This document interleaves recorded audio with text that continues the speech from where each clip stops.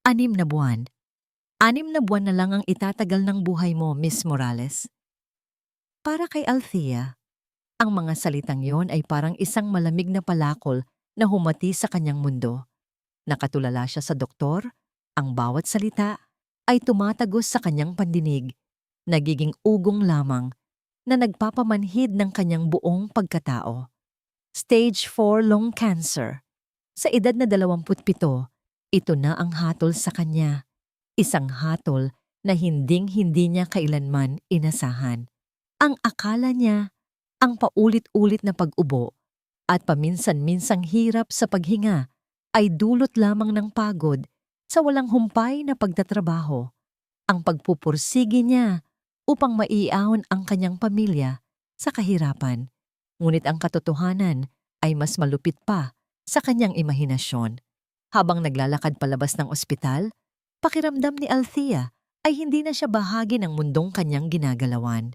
Ang ingay ng trapiko sa Pasig, ang tawanan ng mga estudyante, ang mga magkasintahang naglalakad ng magkahawak kamay, lahat ng ito ay parang isang malaking pelikula na pinapanood niya mula sa malayo. Napakasakit, napakalungkot. Paano niya tatanggapin ito? Paano niya haharapin ang huling 6 na buwan ng kanyang buhay? Pagdating sa kanyang maliit na apartment, hindi na kinaya ni Althea ang bigat ng lahat. Bumagsak siya sa sahig at doon, sumabog ang lahat ng emosyon na kanina pa niya kinikimkim. Ang kanyang mga balikat ay nanginginig sa bawat hagulgol, galit, takot, panghihinayang. Bakit siya pa? Wala naman siyang ginawang masama. Namuhay siya ng simple at marangal. Ngunit bakit tila ang tadhana ay sadyang malupit sa kanya? Bakit? Bulong niya sa kawalan. Ang kanyang boses ay nanginginig sa pagitan ng mga hikbi. Bakit hindi mo ako hayaang maranasan man lang ang tunay na kaligayahan? Ilang oras siyang nakaupo doon, tulala, habang unti-unting lumulubog ang araw at bumabalot ang kadiliman sa kanyang paligid. May isang ideya na unti-unting nabuo sa kanyang isip. Isang ideyang kasing tapang ng alak na iniinom niya ngayon sa bar. Kung mamamatay na rin lang siya, hindi siya aalis sa mundong ito ng may panghihinayang. Gusto niyang maranasan, kahit sandali lang, kung paano mamuhay ng walang takot, ng walang pag-aalala. Gusto niyang maging masaya, kahit ngayong gabi lang. Nagbihis si Althea. Isinuot niya ang pulang bestida na matagal na niyang binili, ngunit kailanman ay hindi niya nagamit dahil pakiramdam niya ay masyado itong bold para sa kanya. Nilagyan niya ng matingkad na pulang lipstick ang kanyang mga labi. Tiningnan niya ang sarili sa salamin. Hindi ito ang Althea na kilala niya at iyon mismo ang gusto niya. Ang high society bar sa Makati ay puno ng usok, ingay at matatalim na tingin. Sa gitna ng nagkakagulong pulutong ng tao, umupo si Althea sa bar counter. Hinawakan niya ng mahigpit ang baso ng kanyang inumin na para bang ito ang tanging kapit niya sa realidad. Ang init ng alak sa kanyang lalamunan ay mas gusto niya kaysa sa lamig na bumabalot sa kanyang puso. "Hi, Miss Beautiful." Isang boses ang biglang bumulong sa kanyang tainga. Amoy alak at sigarilyo ang hininga nito. Napapitlag si Althea. Isang lalaking may mapupungay na mata at malagkit na tingin ang lumapit sa kanya. Inilapag nito ang isang baso ng alak sa tabi niya. Ang kanyang kamay ay biglang dumapo sa braso ni Althea. "Miss, nag-iisa ka yata?" Tanong ng lalaki. May pilyong nangiti sa mga labi nito. Agad na umurong si Althea. Naramdaman niya ang pangingilabot sa kanyang balat. "Huwag mo akong hawakan," madiin niyang sabi, pero may kasamang panginginig ang kanyang boses. "Huwag ka nang magpakipot, miss. Isang sayaw lang." Giit ng lalaki, sinubukan siyang hawakan muli, pero mas mahigpit na ngayon. Ang lakas ng lalaki ay nagdulot ng matinding takot kay Althea. Pumikit si Althea, handa nang sumigaw, nang biglang may isang kamay na humigit sa braso ng lalaki. "Umalis ka. Hindi ka niya gusto." Isang malalim at kalmadong boses ang narinig ni Althea. Nang idilat niya ang kanyang mga mata, isang matangkad na lalaki ang nakatayo sa tabi niya. Ang kanyang mga mata ay matalim at ang kanyang presensya ay malakas, puno ng awtoridad. Nakasuot siya ng isang mamahaling suit at sa kabila ng iningay ng bar, tila lahat ay gumagalaw ng mabagal sa paligid niya. "Sino ka para makialam?" Galit na tanong ng lalaki kay Julian. "Hindi na importante kung sino ako," kalmadong sagot ng estranghero. "Ang importante, hindi siya interesado sa'yo. Umalis ka na o ipapatawag ko ang security." Mukhang nagulat ang lasing na lalaki sa kumpiyansa ng estranghero. Matapos ang ilang sandali ng titigan, umiling ito at naglakad palayo. Bumubulong pa ng mga salita. Huminga ng malalim si Althea. Nakaramdam siya ng malaking kaginhawaan. "Salamat!" bulong niya sa estranghero. Ang kanyang boses ay basag. Tumingin sa kanya ang lalaki. Ang kanyang mga mata ay kulay kayumanggi. At sa kabila ng ganda at lamig nito, tila may lungkot na nakatago sa likod ng mga titig. "Okay ka lang ba?" tanong niya. At sa pagkakataong ito, mas naramdaman ni Althea ang pag-aalala sa kanyang boses. Tumango si Althea. "Okay lang ako. Salamat talaga." Umupo ang lalaki sa upuan sa tabi niya at umorder ng whiskey. Tahimik silang dalawa sa loob ng ilang minuto. Ang ingay ng bar ay nagiging background music lang. "Althea," pakilala ni Althea. Inabot ang kanyang kamay. "Julian!" tugon ng lalaki. At mahigpit niyang hinawakan ang kamay ni Althea. Ang kanyang mga palad ay mainit. At sa hindi malamang dahilan, tila ito ay nagbigay ng kakaibang ginhawa kay Althea. "Maraming salamat ulit, Julian," sabi ni Althea. Muling tiningnan ng lalaki. "Hindi ko alam kung ano ang gagawin ko kung hindi ka dumating." Ngumiti si Julian, isang malungkot na ngiti. "Walang anuman. Mukhang pareho lang tayo ng kailangan ngayong gabi." "Ano?" tanong ni Althea, naguguluhan. "Kalimutan ang lahat," diretsong sagot ni Julian. Sabay tungga ng kanyang inumin. Sa mga oras na yon, sa gitna ng ingay at kaguluhan ng bar, naramdaman ni Althea ang isang kakaibang koneksyon sa estranghero. Isang pakiramdam ng pag-unawa na sa wakas ay may isang taong nakakaintindi sa kanyang sakit. Kahit hindi niya ito sinasabi, nagpatuloy sila sa pag-inom. Nagkwentuhan sila tungkol sa kanilang mga pangarap. Mga pangarap na alam nilang hinding-hindi na matutupad. Hindi binanggit ni Althea ang tungkol sa sakit niya, ngunit nakita ni Julian ang lungkot sa kanyang mga mata. Hindi rin binanggit ni Julian ang tungkol sa kanyang sariling pasanin, ang pressure ng kanyang pamilya, ang walang katapusang expectations. Ngunit nakita ni Althea ang pagod sa kanyang mga balikat. Para silang dalawang kaluluwang naliligaw, nagtagpo sa isang gabing puno ng panghihinayang. Nang halos magsara na ang bar, hinawakan ni Julian ang kamay ni Althea. "Gusto mong umalis na rito?" Tumango si Althea. Sa puntong yun, wala na siyang pakialam sa anumang mangyayari. Ang tanging gusto niya ay maramdaman na buhay siya, na may halaga siya. Naglalakad sila sa kalagitnaan ng gabi. Ang hangin ay malamig, ngunit ang kanilang mga kamay ay magkahawak. Nagrenta sila ng isang hotel room. Nang pumasok sila sa silid, nakita ni Althea ang kanyang refleksyon sa salamin, ang pulang bestida, ang pulang lipstick. Ngunit sa pagkakataong ito, hindi na siya natatakot. Hinarap niya si Julian. Ang kanyang mga mata ay nagtagpo sa mga mata ng lalaki. "Althea!" bulong ni Julian. Hinawakan ang kanyang pisngi. Ang kanyang hinlalaki ay dahan-dahang humaplos sa kanyang balat. At sa gabing iyon, sa loob ng 4 na dingding ng hotel room, narating ni Althea ang huling kabanata ng kanyang buhay. Hindi bilang isang pasyente, kundi bilang isang babaeng maramdamin at nangangarap. Naramdaman niya ang init ng halik ni Julian, ang yakap nito, ang pagmamahal. Sa mga sandaling iyon, hindi siya si Althea Morales na mamamatay sa loob ng 6 na buwan. Siya ay si Althea, isang babaeng nabubuhay. Kinaumagahan, bago pa sumikat ang araw, dahan-dahang gumising si Althea. Nakatingin siya kay Julian na mahimbing na natutulog sa tabi niya. Ang kanyang mukha ay payapa. Ang kanyang buhok ay nakakakalat sa unan. Nang masilayan niya ang mukha nito, bumalik ang realidad. Ang realidad na may taning ang buhay niya. Hindi siya pwedeng maging pabigat. Hindi siya pwedeng magbigay ng sakit sa taong ito.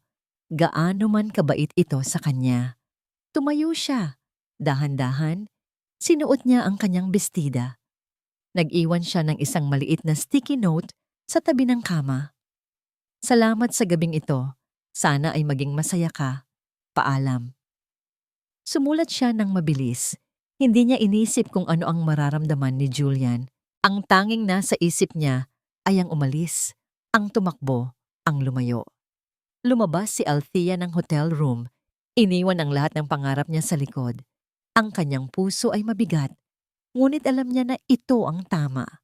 Paalam, Julian. Paalam. Pangarap na sana ay naging akin. Ang huling gabi ng kanyang buhay ay tapos na. Ngayon, oras na para harapin ang katotohanan. Matapos ang gabing iyon, bumalik si Althea sa kanyang probinsya sa Batangas. Gustong-gusto niyang mapag-isa, malayo sa lahat ng alaala ng Maynila, malayo sa alaala ni Julian. Ang plano niya ay maghintay na lang sa kamatayan. Umupo sa gilid ng dagat, balikan ang mga alaala, at tanggapin ang kapalaran. Naisip niya na mas maganda kung doon siya aabutan ng kamatayan sa lugar kung saan siya lumaki, sa piling ng mga pamilyar na mukha. Pero habang lumilipas ang mga linggo, may kakaiba siyang nararamdaman. Madalas siyang nahihilo. Nawawalan siya ng gana kumain. At ang tiyan niya, parang may kung anong naglalaro sa loob. Isang umaga, habang naglilinis siya ng kusina, bigla siyang nasuka. Hindi lang isang beses, kundi sunod-sunod. Anak, ayos ka lang ba? Tanong ng kanyang ina na agad lumapit sa kanya. Ang pag-aalala ay kitang-kita sa mukha nito. Okay lang po, inay. Siguro napagod lang ako sa biyahe. Sagot ni Althea habang pinupunasan ang kanyang bibig. Pero sa loob-loob niya, alam niyang may mali. Hindi ito simpleng pagod. Naalala niya ang isang kaibigan niya noon na ganyan din ang naramdaman bago malaman na buntis siya. Ngunit paano mangyayari iyon? Nag-iisa lang ang gabing iyon at higit sa lahat, mamatay na siya. Hindi ito pwedeng mangyari. Kinabukasan, pumunta si Althea sa pinakamalapit na health center. May kakaiba siyang kaba sa dibdib, isang kaba na hindi niya maintindihan. Nang makita siya ng matandang nurse, agad siyang nginitian nito. Kumusta, Althea? Matagal ka nang hindi nagpapatingin dito ah. May kakaiba po kasi akong nararamdaman, sabi ni Althea, habang ang kanyang puso ay malakas ang kabog. Matapos ang ilang simpleng pagsusuri, bumalik ang nurse na may dalang papel. Ang kanyang mukha ay may malaking ngiti. Althea, congratulations! 2 buwan na ang ipinagbubuntis mo. Para akong binuhusan ng napakalamig na tubig. Hindi ito pwedeng mangyari. Paano? Nag-iisa lang ang gabing iyon. Naguguluhan si Althea. Paanong posible iyon? Isang gabi lang. At isang babaeng may taning ang buhay. Nagkaroon ng pag-asa ang kanyang puso. Ngunit may kaakibat din itong matinding takot. Paano niya bubuhayin ang isang bata kung siya mismo ay mamamatay na? Napansin ng nurse ang kanyang pagkabahala. Bakit, Althea? Hindi ka ba masaya? Doon, hindi na napigilan ni Althea ang kanyang sarili. Ikinuwento niya ang tungkol sa kanyang sakit, ang kanyang stage 4 lung cancer na idineklara ng doktor sa Maynila. Biglang nagbago ang reaksyon ng nurse. Nagulat ito at may kaunting pagtataka sa kanyang mga mata. Stage 4? Althea, imposible iyan, sabi ng nurse, sabay tingin sa kanyang record. Wala kang ganoong record dito sa amin. At saka, kung stage 4 ka, hindi ka na dapat makakakilos ng ganito. Maliban kung ano po? Tanong ni Althea habang kumakabog ng malakas ang kanyang puso. May kung anong pag-asa ang unti-unting sumisibol sa kanyang kalooban. Maliban kung nagkamali sila ng patient's file. May kamag-anak ka ba na Althea Morales din ang pangalan? Biglang bumalik sa kanyang isip ang pangalan ng babaeng nakasama niya sa pila noon sa ospital. Althea Morales din ang pangalan. Nag-iisip siya noon na ang galing naman dahil magkapangalan sila. At doon, nagsimulang umikot ang kanyang isip. Ang mga detalye ng diagnosis, ang mabilis na hatol, ang tila kakaibang hindi pagbibigay ng pangalan ng doktor noon. Hindi na niya inintindi ang pagkabigla ng nurse. Agad siyang tumakbo pabalik sa Maynila. Diretso siya sa ospital, ngunit hindi na siya sa kanyang dating doktor pumunta. Sa record section siya dumiretso. Matagal ang proseso. Maraming tanong, pero hindi sumuko si Althea. Kailangan niyang malaman ang katotohanan. Nang makita niya ang kanyang lumang medical file, ang katotohanan ay bumagsak sa kanya na parang kidlat. Tama ang nurse. Nagkamali sila ng file. Ang Althea Morales na may stage 4 lung cancer ay isang matandang babae, mahigit 50 taong gulang, na may parehong pangalan sa kanya. Ang kanyang file ay nalipat at sa pagmamadali, napagkamalan siyang ang babaeng iyon. Wala siyang cancer. Walang taning ang buhay niya. Hawak ang kanyang mga kamay sa kanyang tiyan, napaluha si Althea. Pero sa pagkakataong ito, hindi luha ng takot o galit. Luha ito ng labis na kagalakan. Buhay siya. At magiging ina siya. Nang malaman niyang magiging ina siya ng 3 bata, triplets, hindi niya na alam kung ano ang mararamdaman.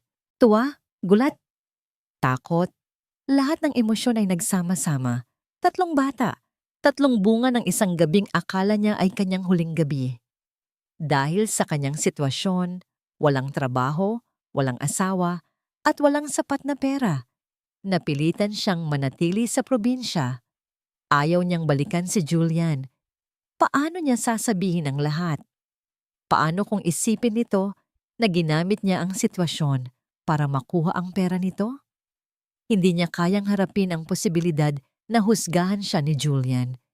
Kaya pinili niyang itago ang lihim. Lumipas ang 7 taon. Si Althea ay naging isang malakas at mapagmahal na ina. Kahit mahirap, kinaya niyang buhayin ang kanyang 3 anak, sina Elias, Leah at Noah. Magkakamukha sila at bawat isa sa kanila ay nagpapaalala sa kanya ng gabing iyon. Nang gabing nakilala niya si Julian, tinitigan niya ang kanyang mga anak habang naglalaro sa bakuran. Ang kanilang mga tawa ay musika sa kanyang tainga. Ang mga ito, ang kanyang rason para lumaban, para mabuhay. "Mama, punta na po kami sa eskwelahan," sigaw ni Elias ang panganay, habang nagmamadaling lumabas ng bahay kasama ang kanyang mga kapatid. "Sige Elias, mag-ingat kayo," sagot ni Althea habang nakatingin sa kanyang mga anak. Napakasaya niya. May mga araw na nahihirapan siya, ngunit ang bawat ngiti ng kanyang mga anak ay sapat na upang malimutan ang lahat ng kanyang problema. Pero sa kaibuturan ng kanyang puso, alam niyang may bahagi ng kanyang buhay na hindi pa kumpleto.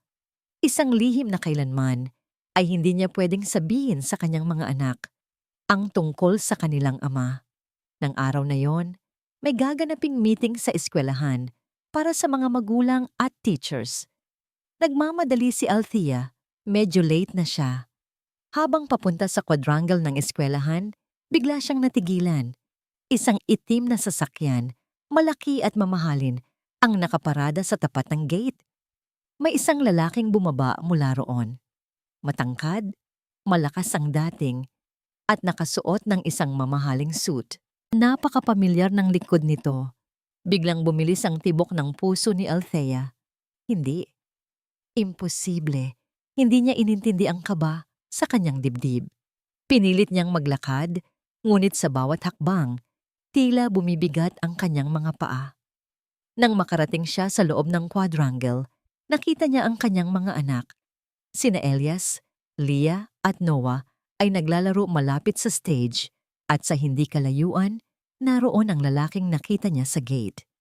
Nakatingin ito sa kanyang mga anak. At nang tignan ni Althea ang mga mata ng lalaki, biglang gumuho ang kanyang mundo. Nakatitig ito sa kanyang mga anak, at sa mga mata nitong kayumanggi, may pagtataka, may pagkabigla, at may bahid ng pagkilala. Si Julian, hindi niya kailanman inakala na muli silang magtatagpo. 7 taon na ang lumipas. 7 taon na ang nakaraan. Simula ng gabing akala niya ay huli na ang lahat. Ngayon, narito siya. Nakatayo sa harap ng kanyang mga anak. Naramdaman ni Althea ang isang malamig na kaba na bumalot sa kanyang buong katawan. Paano niya haharapin ito? Paano niya ipapaliwanag ang lahat ng nangyari? Hindi pa man siya nakakakilos, biglang tumakbo papalapit kay Julian ang kanyang mga anak. Nagulat siya. "Kuya, kuya, ang galing mo po sa chess!" Sigaw ni Elias habang hawak ang kamay ni Julian. "Oo nga po. Tapos ang gwapo-gwapo niyo pa." Dagdag ni Leah. Sabay hila sa laylayan ng mamahaling suit ni Julian. Ngumiti si Julian sa mga bata, ngunit ang kanyang mga mata ay nanatiling nakatitig sa kanila, tila may kung anong palaisipan na sinusubukang lutasin. Ang kanyang mga mata ay lumipat mula kay Elias, kay Leah, at kay Noah. At doon, parang biglang bumalik sa kanyang isip ang alaala ng gabing iyon. Ang mukha ni Althea, ang pulang bestida. Biglang nanlaki ang mga mata ni Julian. Ang kanyang nangiti ay unti-unting nawala. Naramdaman ni Althea na kailangan niyang kumilos. Agad siyang lumapit sa kanyang mga anak. Hinawakan ang kanilang mga kamay. "Mga anak, halina kayo." Mahina niyang sabi. Habang pilit na iniiwasan ang tingin ni Julian, pero huli na ang lahat. Narinig niya ang boses ni Julian, malamig at puno ng pagkabigla. "Althea?" Dahan-dahang itinaas ni Althea ang kanyang ulo. Ang kanyang mga mata ay nagtagpo sa mga mata ni Julian. Wala nang takasan. Ang gabing akala niya ay isang lihim na habang buhay niyang itatago ay biglang bumalik sa kanya, kasama ang 3 matatamis na bunga ng kanyang nakaraan. Ang tingin ni Julian sa kanya ay puno ng galit, ng pagtataka, at ng isang matinding pagtataksil na hindi maipaliwanag. Naramdaman ni Althea ang paglamig ng kanyang mga kamay. Nanginginig siya. Ang tahimik na buhay na matagal na niyang pinangarap, ang kapayapaang pilit niyang itinayo para sa kanyang mga anak, ay tila guguho sa isang iglap. Nagulat siya nang biglang lumapit si Julian sa kanya. Ang kanyang mukha ay seryoso. Dahan-dahan niyang hinawakan ang mukha ni Elias. Tiningnan niya ang bata ng matagal, at pagkatapos ay bumaling ang kanyang tingin kay Althea. "Sino? Sino ang mga batang ito, Althea?" tanong ni Julian. Ang kanyang boses ay nanginginig. May pag-asa at takot sa kanyang mga mata.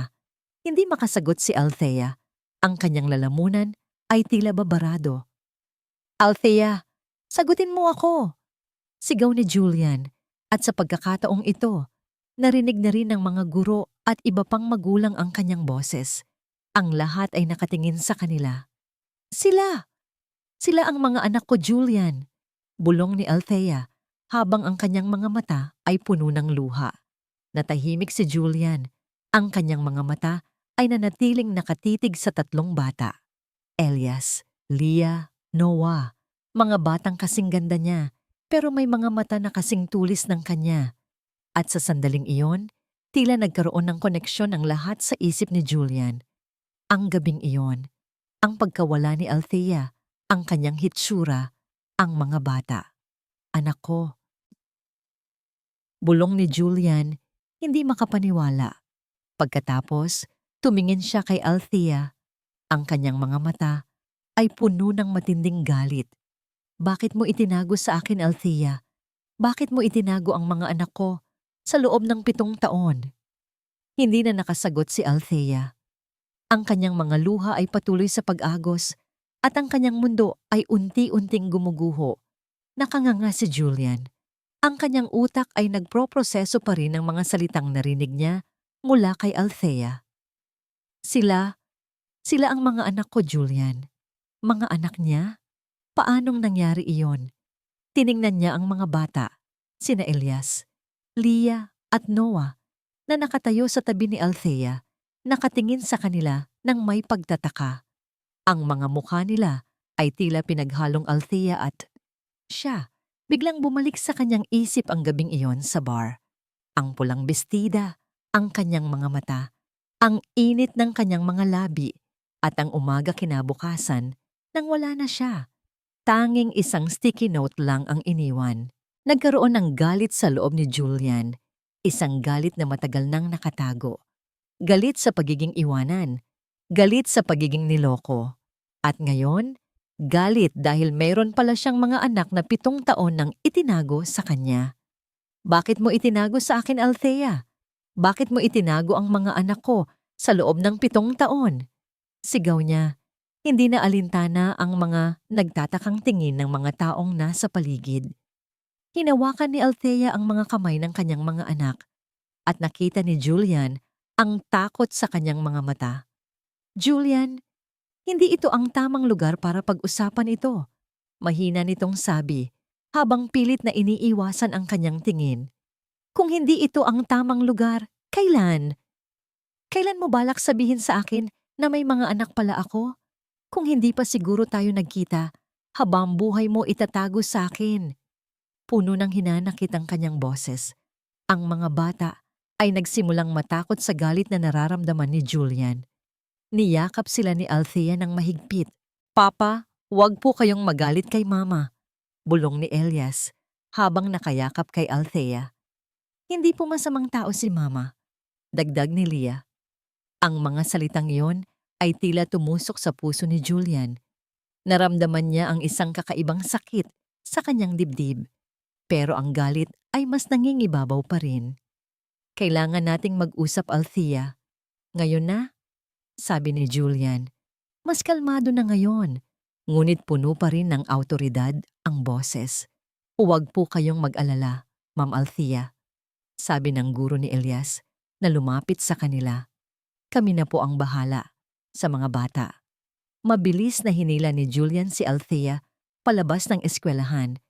Kahit anong pagpupumiglas ang gawin nito, isinakay niya si Althea sa kanyang itim na sasakyan.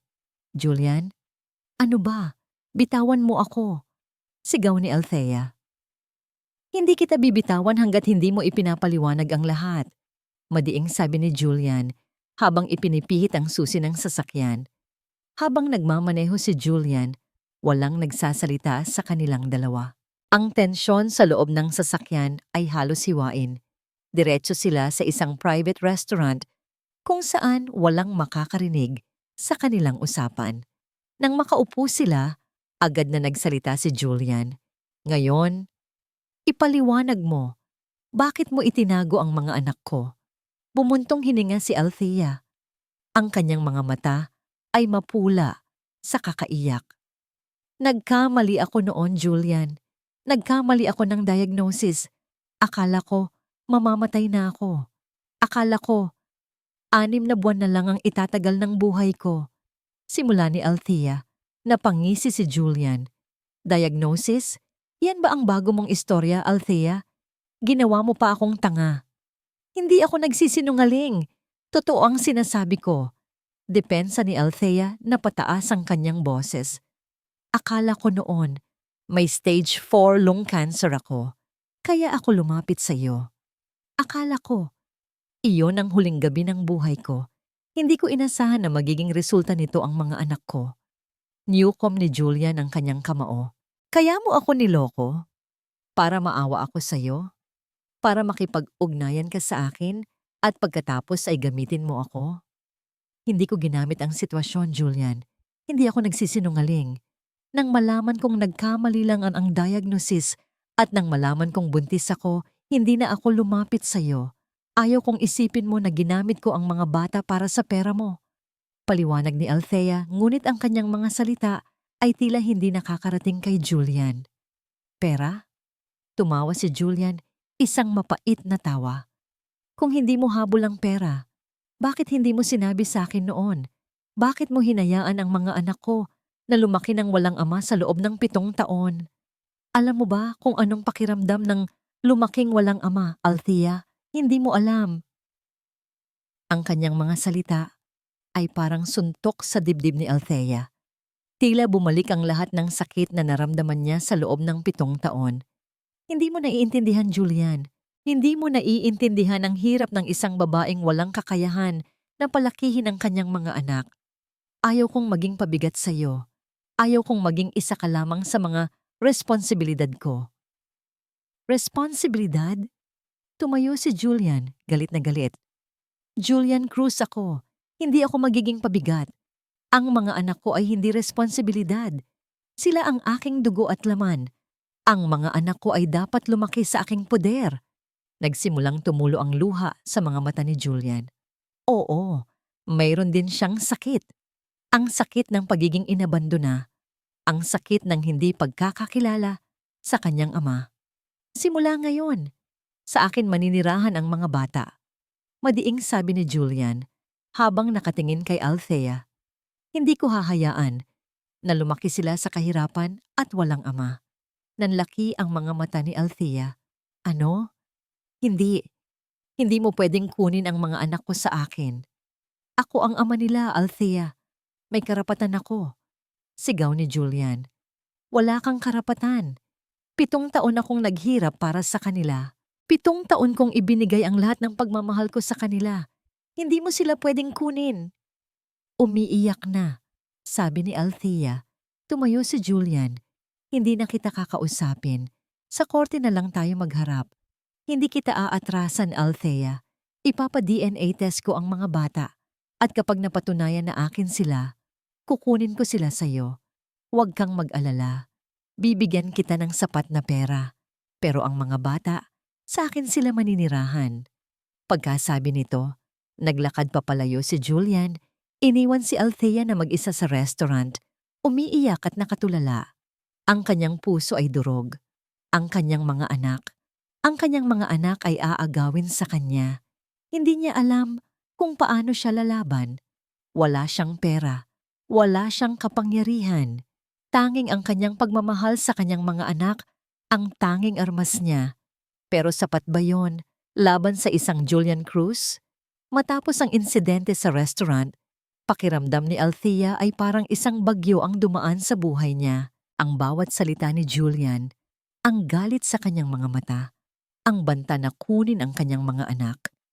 Lahat ng yon ay paulit-ulit na tumatakbo sa kanyang isip. Hindi siya makatulog ng maayos. Ang tanging nagagawa niya ay umiyak. Kinabukasan isang formal na sulat mula sa abogado ni Julian ang dumating. Ito ay isang petisyon para sa custody ng mga bata, kasama ang paanyaya para sa DNA testing. Nanginginig ang mga kamay ni Althea habang binabasa ang sulat. Alam niya na darating ang araw na ito, ngunit hindi niya inakala na ganoon kabilis. Wala siyang abogado, wala siyang pera para ipaglaban ang kanyang mga anak. Napakasakit. Sa loob ng 7 taon, siya lang ang nagpalaki sa mga bata. Siya ang nagbigay sa kanila ng pagmamahal, ng kalinga, ng lahat ng kailangan nila. Hindi man siya mayaman, pero buo ang pamilya nila. Ngayon, dahil sa isang pagkakamali sa nakaraan, mawawala ang lahat. Dumating ang araw ng DNA testing. Dinala ni Althea ang kanyang mga anak sa isang pribadong laboratorio na inirekomenda ng abogado ni Julian. Tahimik ang mga bata. Ramdam nila ang tensyon. Mama, bakit po tayo narito? Tanong ni Leah, habang mahigpit ang hawak sa kamay ni Althea. Magpapa-check up lang tayo, anak. Pilit ng ngiti ni Althea habang pinipigilan ang kanyang mga luha. Ayaw niyang makita ng kanyang mga anak na mahinan siya. Nang makita nila si Julian sa laboratorio, agad na tumakbo si Elias at Leah papalapit sa kanya. Ngunit si Julian ay tila malalim ang iniisip at hindi niya ito napansin. Julian, tawag ni Althea. At agad na lumingon si Julian sa kanya. Ang kanyang mga mata ay matalim pa rin. Puno ng pagdududa. Matapos ang proseso ng DNA testing, umuwi si Althea at ang kanyang mga anak na may mabigat na pakiramdam. Ang bawat sandali ay parang isang paghihintay sa hatol. Makalipas ang ilang araw, dumating ang resulta. Positibo. Si Julian Cruz ang biolohikal na ama ni na Elias, Leah at Noah. Nang makita ni Julian ang resulta, pakiramdam niya ay gumuho ang kanyang mundo. Hindi siya makapaniwala. Mga anak niya. May mga anak pala siya. Pero ang kagalakan na dapat niyang maramdaman ay nahaluan ng matinding galit. Galit kay Althea. Agad siyang nagtungo sa bahay ni Althea. Ang kanyang itim na sasakyan ay huminto sa harap ng maliit at lumang bahay nito. Nang makita siya ni Althea, agad niyang naramdaman ng takot. Julian, mahina niyang sabi, napatunayan na akin ang mga bata. Althea, madiing sabi ni Julian, ang kanyang boses ay malamig at puno ng pagkamuhi. Wala ka ng kawala. Hindi ko sila aagawin sa iyo, Julian. Hindi ko yan gagawin, sabi ni Althea habang ang kanyang mga mata ay puno ng luha. Huwag kang magkunwari, Althea. Alam kong ang habol mo ay ang pera ko, matalim na sabi ni Julian. Kung hindi, bakit mo ako niloko noon? Bakit mo itinago ang mga bata? Gusto mo lang maghintay na ako ang lumapit sa iyo para mas malaki ang makuha mo, hindi ba? Hindi totoo yan, Julian. Hindi ako ganoon. Depensa ni Althea. Hindi. Bakit, Althea? Kung hindi mo habol ang pera, bakit ka nagpanggap na may sakit noon? Bakit ka sumama sa akin sa gabing iyon? Tumaas ang boses ni Julian. Ginamit mo ako. Ginamit mo ang sitwasyon para magkaroon ka ng tiket sa buhay na ito. Lumabas ang abogado ni Julian mula sa kanyang sasakyan. May dala itong isang folder. Miss Morales, narito ang aming alok, sabi ng abogado. Handa kaming bigyan ka ng isang malaking halaga kapalit ng iyong karapatan sa mga bata. Panghabang buhay mo nang hindi kailangang magtrabaho. At sa ganitong paraan, hindi na rin tayo kailangang magdemanda. Nanlaki ang mga mata ni Althea. Hindi siya makapaniwala sa kanyang narinig. Ipagpalit ang kanyang mga anak sa pera? Hindi. Hindi ko ipagpapalit ang mga anak ko sa anumang halaga. Sigaw ni Althea. Habang nanginginig ang kanyang buong katawan, hindi ko sila ibibigay sa inyo. Huwag ka nang magmaganda, Althea. Alam kong malaki ang utang ninyo sa probinsya. Hindi ko na kailangang mag-imbestiga pa. Sa tingin mo ba, hindi ko malalaman ang lahat? Matalim na sabi ni Julian, sabay tiningnan ng abogado. Bibigyan kita ng mas malaking halaga. Kung hindi, haharapin mo ako sa korte at sigurado ako, wala kang panalo. Julian, ako ay nagtatrabaho ng marangal. Hindi ko hinahabol ang pera mo. Depensa ni Althea habang ang kanyang mga luha ay patuloy sa pag-agos. Trabaho? Sa tingin mo ba, sapat iyan para sa 3 bata? Sa tingin mo ba, kaya mong ibigay sa kanila ang buhay na dapat nilang matamasa? Ang edukasyon, ang kinabukasan na pwedeng kong ibigay sa kanila? Puno ng paghamak ang boses ni Julian. Hindi lahat ng bagay na bibili ng pera, Julian. Sigaw ni Althea habang nanginginig ang kanyang mga labi. Ganon ba? Kung ganoon, bakit ka sumama sa akin sa gabing iyon? Kung hindi mo ako habol, bakit mo ako nilandi? Matalim na tanong ni Julian. Parang sinampal si Althea sa kanyang narinig. Walang lumabas na salita sa kanyang bibig. Julian, sumama ako sa'yo dahil akala ko mamamatay na ako. Akala ko, iyon ang huling gabi ko. Gusto kong maranasan ang magmahal kahit isang gabi lang. Hindi dahil sa pera mo. Umiiyak na paliwanag ni Althea. Kalokohan. Sino ang maniniwala sa ganyang istorya? Sa tingin mo ba, madali kang paniwalaan? Mayaman ako, Althea. Hindi mo pwedeng lokohin ang isang Julian Cruz. Dahil sa labis na galit at sakit, kinuha ni Althea ang sulat mula sa abogado ni Julian. Pinunit niya ito sa harap mismo ng lalaki. Hindi ko ibibigay ang mga anak ko sa'yo. Hindi. Maski isang kusing, hindi ako kukuha sa'yo. Lalaban ako, Julian. Lalaban ako para sa mga anak ko. Napangisi si Julian, ngunit ang kanyang mga mata ay nagpapakita ng matinding galit. Kung ganoon, magkita na lang tayo sa korte, Althea. Handa akong ipaglaban ang mga anak ko hanggang sa huling patak ng dugo. At ikaw, handa ka bang mawala ang lahat para sa isang kasinungalingan? Pagkasabi nito, sumakay si Julian sa kanyang sasakyan at umalis. Iniwan si Althea na nakatayo sa harap ng kanyang bahay, umiiyak at nakatulala. Ang kanyang mundo ay gumuho na. Hindi lang sa pagkawala ng kanyang mga anak ang kanyang kinatatakutan, kundi pati na rin ang pagkawala ng kanyang dangal. Galit. Labis na galit ang nararamdaman ni Julian habang nagmamaneho pabalik sa kanyang mansyon. Hindi niya maisip na kayang gawin ni Althea ang ganito. Ang itago sa kanya ang mga anak niya. Ang lokohin siya sa loob ng 7 taon. Ang kwento nito tungkol sa maling diagnosis. Isang malaking kalokohan. Isang desperadong pagtatangka na linlangin siya. Nang makarating siya sa bahay, sinalubong siya ng kanyang ina, si Doña Cecilia. Isang eleganteng babae, ngunit may matatalim na mata at hindi matatawarang pagmamahal sa reputasyon ng kanilang pamilya.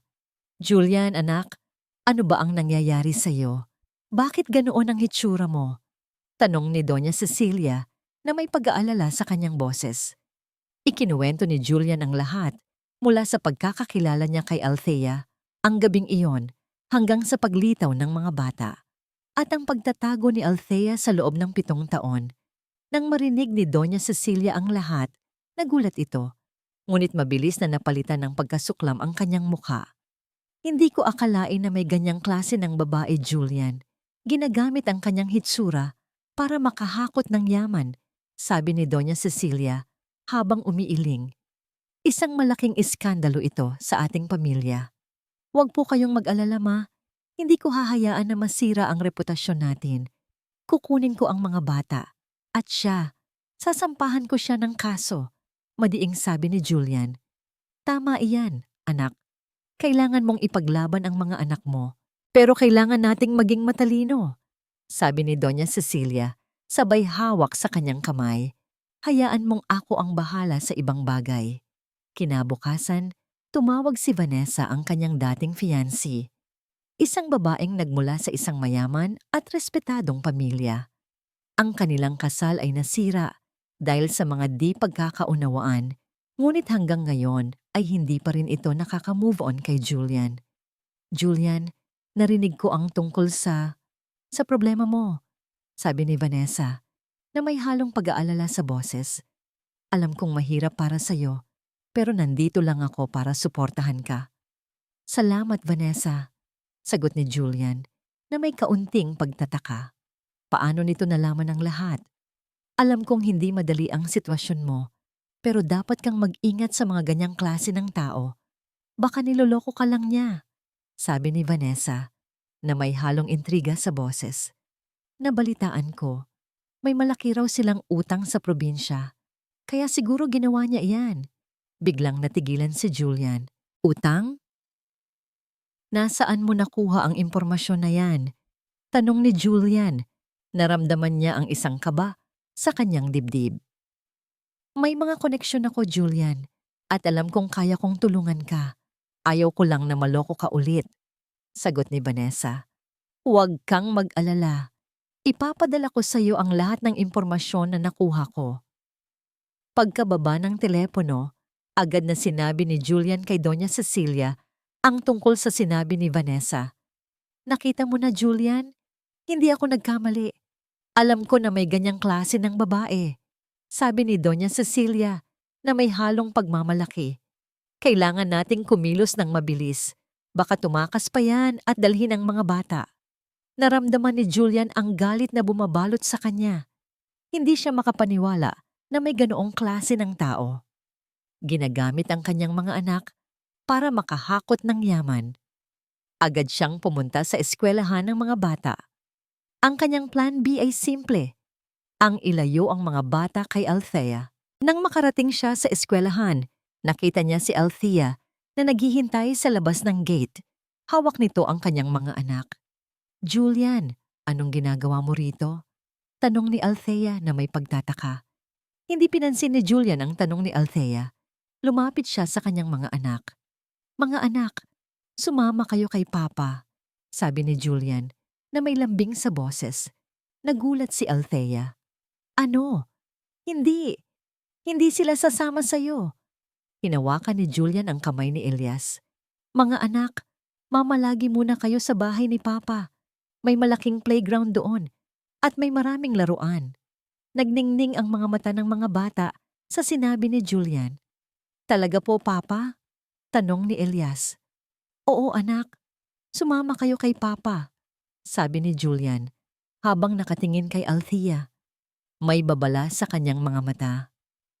Julian, hindi mo pwedeng gawin ito, sigaw ni Althea. May karapatan ako, Althea. Ako ang ama nila, madiing sabi ni Julian. At simula ngayon, sa akin sila maninirahan. Sinubukan ni Althea na pigilan ng mga bata, ngunit huli na ang lahat. Sumama ang mga bata kay Julian na parang mga sisiw na sumusunod sa kanilang ina. Naiwan si Althea na mag-isa sa labas ng eskwelahan, umiiyak. Ang kanyang puso ay parang dinudurog. Mama! Sigaw ni Leah habang nakatingin kay Althea. Ngunit huli na ang lahat. Isinakay na sila ni Julian sa kanyang sasakyan. Huwag kang mag-alala, Althea, sabi ng isang guro na lumapit sa kanya. Babalik din ang mga anak mo. Ngunit sa mga sandaling iyon, hindi naniniwala si Althea. Ang kanyang mga anak ay kinuha sa kanya. Kinuha sila ng kanilang ama. At ang sakit na nararamdaman niya ay mas masakit pa sa anumang sakit na kanyang naramdaman noon. Habang nagmamaneho si Julian pabalik sa kanyang mansyon, naramdaman niya ang kakaibang pakiramdam. Ang presensya ng kanyang mga anak sa likod ng kanyang sasakyan ay nagbigay sa kanya ng kagalakan. Pero sa kabila ng lahat, may kakaibang pakiramdam pa rin si Julian. Pakiramdam ng kawalan. Naramdaman niya ang sakit ng kanyang mga anak na humihingi ng kanilang ina. Papa, gusto po namin si Mama, bulong ni Leah.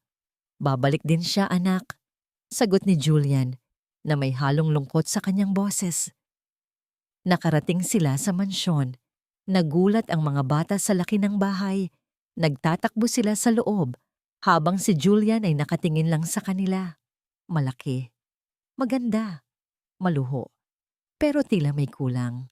Ang halakhak ng mga bata ay tila hindi sapat upang mapuno ang napakalaking bahay na ito. Naramdaman ni Julian ang isang butil ng luha na dumaloy sa kanyang pisngi. Ito ba ang gusto niya? Ang kunin ang mga bata kay Althea at pagkatapos ay palakihin sila sa isang bahay na puno ng lahat ng bagay maliban sa pagmamahal ng kanilang ina? Dumating ang gabi sa mansyon ni Julian. Ang dating tahimik at malaking bahay ay napuno ngayon ng ingay at halakhak ng mga bata. Ngunit sa likod ng bawat tawa, may kakaibang pakiramdam si Julian. Ito ang unang gabi na ang kanyang mga anak ay mananatili sa ilalim ng kanyang bubong. Sinubukan niyang gawin ang lahat para maging komportable sila. Maraming laruan, maraming pagkain, at isang malaking telebisyon. Ngunit ang mga bata ay tila may hinahanap. Papa, kailan po babalik si Mama? Tanong ni Leah habang nakaupo sa tabi ni Julian. Oo nga po, Papa. Gusto po namin si Mama. Dagdag ni Noah habang yakap-yakap ang teddy bear niya. Naramdaman ni Julian ang isang kirot sa kanyang dibdib. Hindi niya alam kung paano sasagutin ang tanong ng kanyang mga anak. Babalik din siya, mga anak, pero kailangan muna ninyong manatili dito kay Papa, sagot ni Julian. Pilit na nangiti. Hindi gaanong naunawaan ng mga bata ang kanyang paliwanag. Pero sapat na iyon para sila ay malungkot. Nang maghapunan, nakita ni Julian na hindi gaanong kumakain ang mga bata. Nasanay sila sa simpleng pagkain ni Althea. Ang mamahaling pagkain sa mansyon ay hindi nila gusto. Hindi po masarap, Papa, bulong ni Elias. Ano ba ang gusto ninyong kainin, mga anak? Tanong ni Julian, naguguluhan. Yung adobo po ni Mama, sagot ni Leah. Bumuntong hininga si Julian. Hindi niya alam kung paano lutuin ang adobo ni Althea. Pagkatapos ng hapunan, oras na para matulog ang mga bata.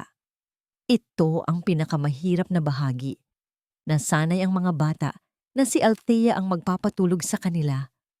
Ang kanyang pagkanta, ang kanyang pagyakap, ang kanyang mga kwento.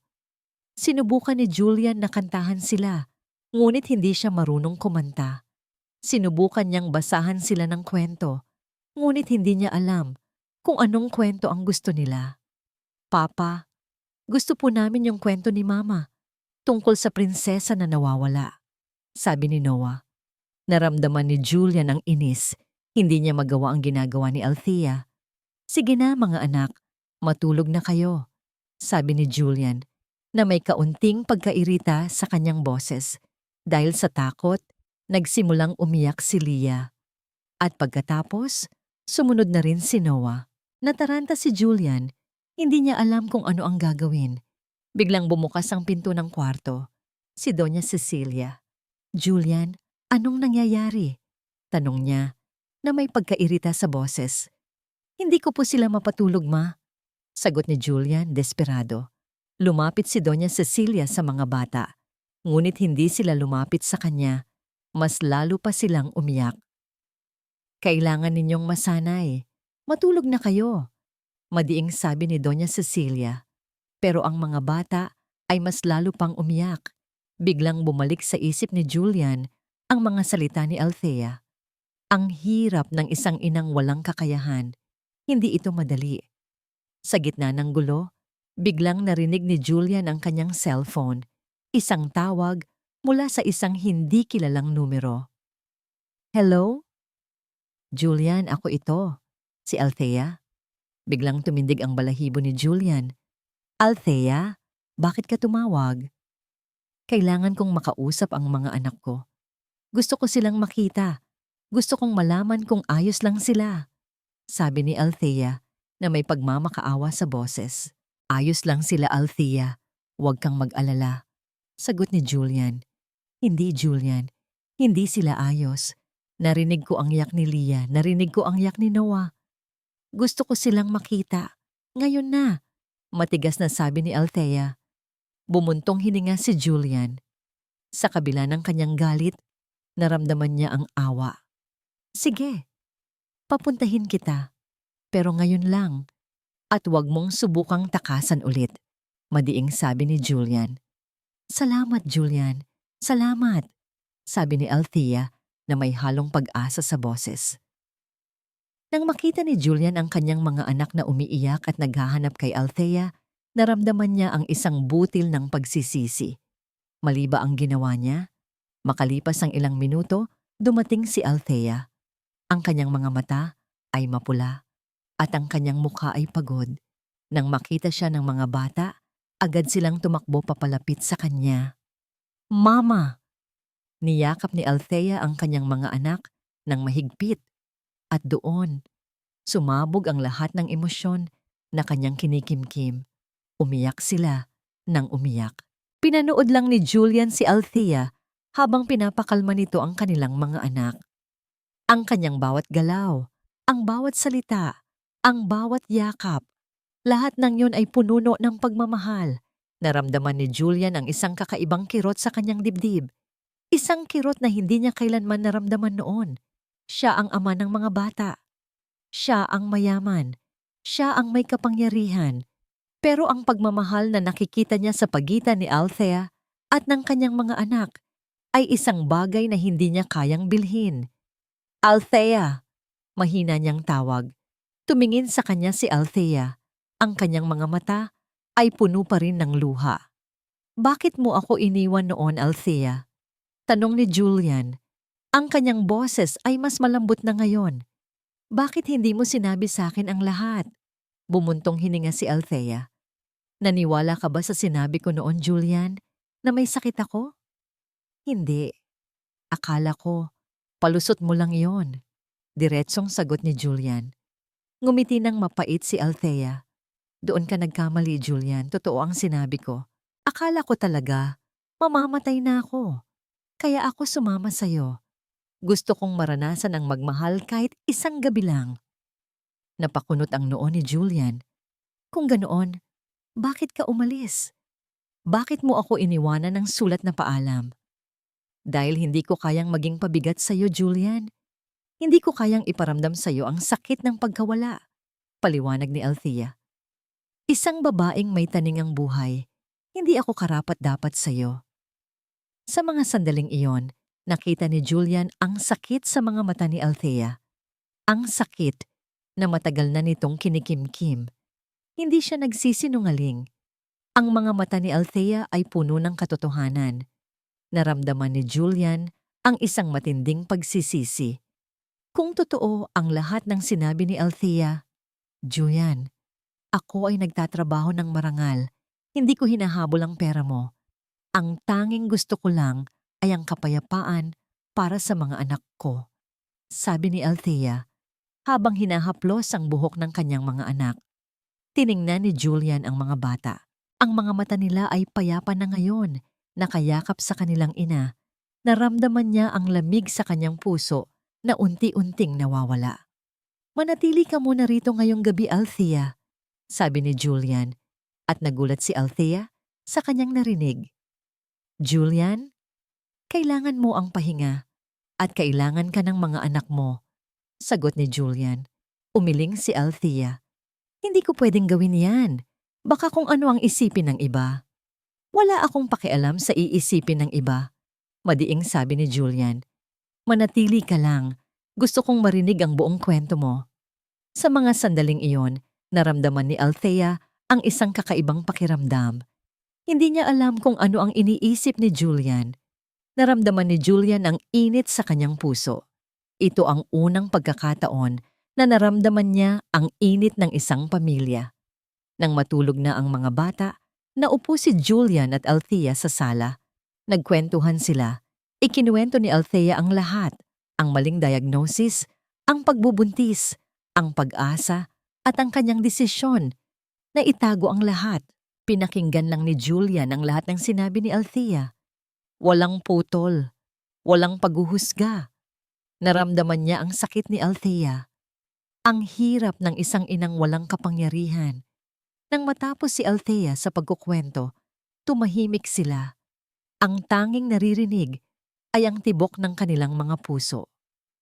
Althea, bakit hindi mo ako binalikan noon? Bakit hindi mo sinabi sa akin ang katotohanan? Tanong ni Julian. Ang kanyang boses ay puno ng pagsisisi. Natatakot ako, Julian. Natatakot ako na husgahan mo. Natatakot ako na isipin mo na ginamit ko ang mga bata para sa pera mo. Sagot ni Althea. Naramdaman ni Julian ang isang butil ng luha na dumaloy sa kanyang pisngi. Ang kanyang mga mata ay nakatingin sa mga kamay ni Althea. Nakita niya ang mga gasgas, ang mga kalyo. Mga bakas ng paghihirap. Hindi siya nagsisinungaling. Hindi siya isang mangloloko. Siya ay isang ina na nagmamahal sa kanyang mga anak. Pero sa kabila ng lahat ng katotohanan na kanyang narinig, may isang bagay pa rin na nagpapabigat sa isip ni Julian. Ang kanyang ina. Ang mga sinabi nito, ang mga ebidensya na pinakita ni Vanessa. Paano kung totoo pa rin ang sinasabi ng kanyang ina? Paano kung may tinatago pa rin si Althea? Ang kanyang tiwala ay nabasag na sa loob ng 7 taon. Nang makita ni Althea na nag-aalangan pa rin si Julian, tumayo siya. Salamat sa gabing ito, Julian, pero kailangan ko nang umalis, sabi ni Althea. Hinawakan ni Julian ang kamay ni Althea. Huwag kang umalis, Althea. Manatili ka pa muna rito. Gusto ko pang malaman ang lahat. Nagulat si Althea. Ngunit sa kanyang mga mata, nakita niya ang isang kakaibang pagnanais. Sa gabing iyon, hindi umalis si Althea. Mananatili siya sa mansyon ni Julian sa tabi ng kanyang mga anak. At habang nakatingin si Julian sa kanyang mga anak na mahimbing na natutulog, may isang bagay na unti-unting nabuo sa kanyang isip. Kailangan niyang malaman ang buong katotohanan. Hindi lang sa panig ni Althea, kundi pati na rin sa panig ng kanyang ina. Ang gabi sa mansyon ay mahaba. Habang mahimbing na natutulog si Althea at ang mga bata sa isa sa mga guest room, si Julian naman ay gising pa rin. Ang mga salita ni Althea ay paulit-ulit na tumatakbo sa kanyang isip.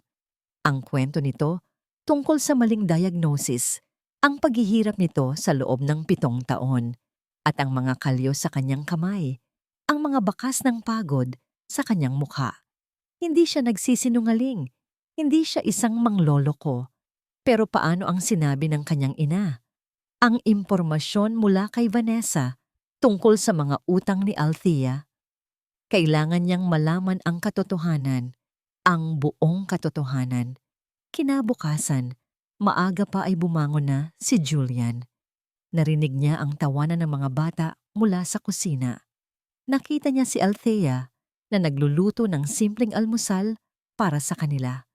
Ang amoy ng pritong itlog at sinangag ay nagdala sa kanya ng kakaibang nostalgia. Amoy ng pagkabata, amoy ng pamilya. Nang makita siya ni Althea, nginisian siya nito. Isang nga ngiting puno ng pagod, ngunit may kasamang pag-asa. "Kumain na po kayo, Julian," sabi ni Althea. Umupo si Julian sa tabi ng kanyang mga anak. Ang kanilang mga mata ay nagningning sa tuwa. "Papa, masarap po ang luto ni Mama," sabi ni Elias. Naramdaman ni Julian ang init sa kanyang puso. Ito ang pangarap niya. Isang pamilya. Isang kumpletong pamilya. Pero ang kanyang isip ay puno pa rin ng pagdududa. Matapos ang almusal, dinala ni Julian si Althea at ang mga bata sa ospital. Kailangan niyang mag-imbestiga. Pumunta sila sa record section. Matagal ang proseso.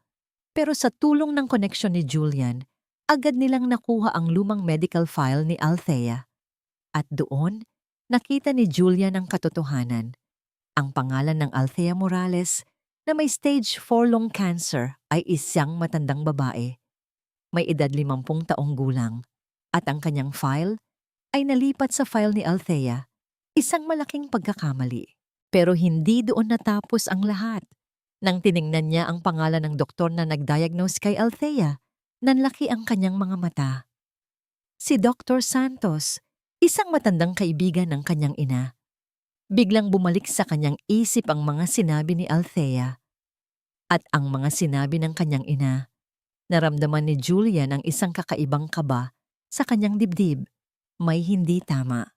Nang makauwi sila sa mansyon, agad na tinawag ni Julian ang kanyang ina. "Ma, kailangan nating mag-usap," sabi ni Julian. Ang kanyang boses ay seryoso. "Ano iyon, anak? May problema ba?" tanong ni Doña Cecilia habang nakaupo sa kanyang upuan sa sala. "Tungkol kay Althea at sa diagnosis niya noon," diretsong sabi ni Julian. "Nagkamali ang ospital sa file. Hindi siya ang pasyenteng may cancer." Nanlaki ang mga mata ni Doña Cecilia, ngunit mabilis na napalitan ng isang kalmadong ekspresyon ang kanyang mukha. "Naku, Julian, alam ko na yan. Nabalitaan ko na yan sa ospital noon. Pero hindi ko na lang sinabi sa'yo. Ayaw kong mag-alala ka," sagot ni Doña Cecilia na may halong pag-aalala sa boses. "Talaga po, Ma? Pero bakit hindi niyo po sinabi sa akin? Kung sinabi niyo po sana sa akin noon, hindi sana nangyari ang lahat ng ito," sabi ni Julian. "Anak, ayaw ko lang naman na masira ang buhay mo. Alam kong nag-iisa lang ang gabing iyon. Ayaw kong isipin mo na may responsibilidad ka sa kanya," paliwanag ni Doña Cecilia. "At saka, Althea ang pangalan niya. Kilala ko ang pamilya niya. Hindi sila kasing yaman natin." Naramdaman ni Julian ang isang kakaibang kirot sa kanyang dibdib. Bakit hindi siya sinabihan ng kanyang ina? Biglang pumasok si Vanessa sa sala. "Julian, nandito ako para sa'yo," sabi ni Vanessa, sabay yakap kay Julian. "Vanessa, kailangan kong makausap ang ina ko," sabi ni Julian habang inilayo ang sarili kay Vanessa. "Tungkol ba kay Althea na naman, Julian? Hindi ko lang masikmura ang klase ng babaeng yan. Ginagamit ang kanyang mga anak para makahakot ng yaman," matalim na sabi ni Vanessa. "At saka, Julian, hindi ka ba nagtataka? Bakit biglang nagkaroon siya ng triplets? Hindi ba't kakaiba?" Naramdaman ni Julian ang galit. "Vanessa, huwag kang mangialam. Makinig ka sa akin, Julian. Ako ang fiancé mo noon. Alam ko kung paano ka niloloko ng mga babaeng ganyan. Matigas na sabi ni Vanessa. Huwag kang magpapadala sa drama niya.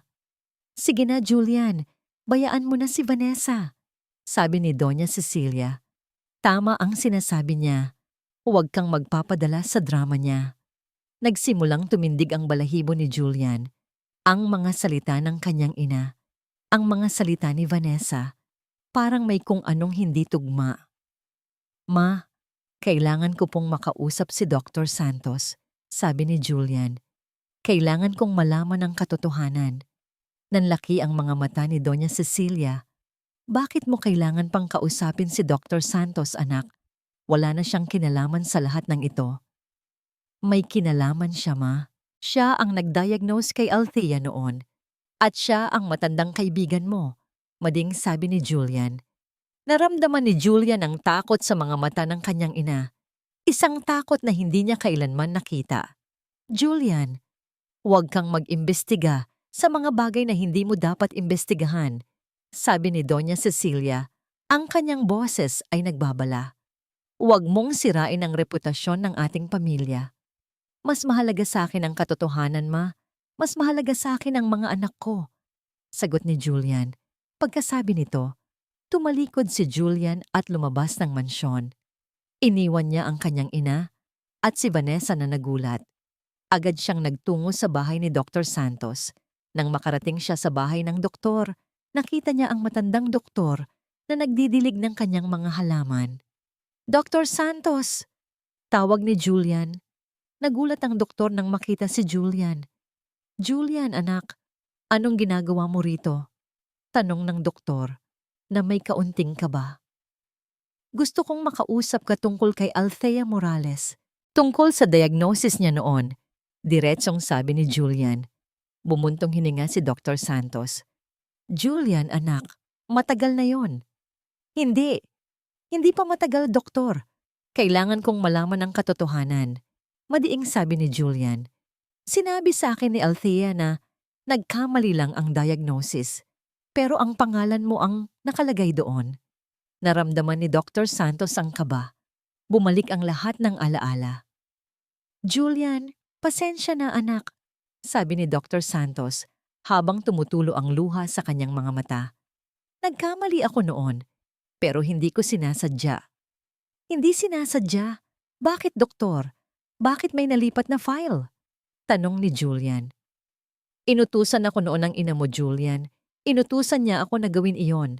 Umiiyak na, sabi ni Dr. Santos. Sinabi niya sa akin na gusto niyang ilayo ka kay Althea. Sinabi niya sa akin na gusto niyang isipin mo na isang mapanlinlang na babae si Althea. Biglang gumuho ang mundo ni Julian.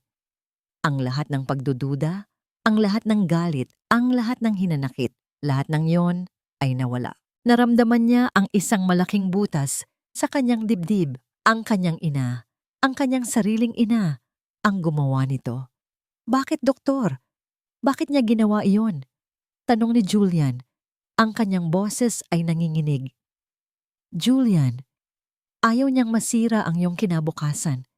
Ayaw niyang magpakasal ka sa isang babaeng hindi kasing yaman mo. Paliwanag ni Dr. Santos. Pero hindi ko alam na aabot sa ganito ang lahat. Patawarin mo ako, anak. Naramdaman ni Julian ang galit na bumabalot sa kanya. Galit sa kanyang ina. Galit sa kanyang sarili. Ang lahat ng paninisi niya kay Althea. Ang lahat ng sakit na naibigay niya sa babae. Lahat ng iyon ay dahil sa isang kasinungalingan. Isang kasinungalingan na binuo ng kanyang sariling ina. Nakanganga si Julian. Ang kanyang utak ay tila huminto sa pag-ikot. Ang lahat ng sinabi ni Dr. Santos ay parang suntok sa kanyang sikmura. Ang kanyang sariling ina. Ang kanyang ina ang may kagagawan ng lahat. Ang kasinungalingan na nagpahirap kay Althea. Ang kasinungalingan na nagdulot ng sakit sa kanyang mga anak. Naramdaman ni Julian ang isang malaking butas sa kanyang dibdib. Puno ng galit, sakit at matinding pagsisisi. Paano niya nagawa iyon? Paano niya nagawang ipahamak ang babaeng mahal niya at ang kanyang mga anak dahil lang sa kanyang pagiging bulag sa katotohanan? Doktor, Bakit hindi niyo po sinabi sa akin noon? Tanong ni Julian. Ang kanyang boses ay nanginginig. Julian, natakot ako. Natakot ako sa ina mo. Malakas siya, sabi ni Dr. Santos habang umiiyak. Patawarin mo ako, anak. Hindi ko alam na abot sa ganito ang lahat. Tumayo si Julian. Ang kanyang mga kamay ay nakakuyom. Hindi niya alam kung ano ang gagawin. Gusto niyang sumigaw. Gusto niyang magwala. Pero ang tanging nagawa niya ay lumabas ng bahay ni Dr. Santos. Nagmaneho siya ng mabilis, walang patutunguhan. Ang kanyang isip ay puno ng galit. Galit sa kanyang ina. Galit sa kanyang sarili. Nang makarating siya sa kanyang mansyon, galit na galit siyang pumasok sa loob. Nakita niya ang kanyang ina na nakaupo sa sala, nagbabasa ng magazine. Ma! Sigaw ni Julian. Nagulat si Doña Cecilia.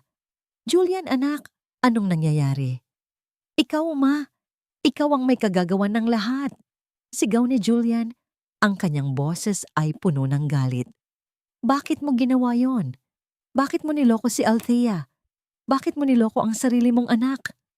Nataranta si Doña Cecilia. Julian, anong pinagsasabi mo? Nag-aalala ka lang kay Althea. Hindi siya karapat-dapat sa'yo. Huwag kang magkunwari, ma. Alam ko na ang lahat. Ikinuwento sa akin ni Dr. Santos ang lahat. Ikaw ang nagpabayad sa kanya para lokohin si Althea. Para isipin ko na isang mangloloko si Althea. Para ilayo mo ako sa aking mga anak.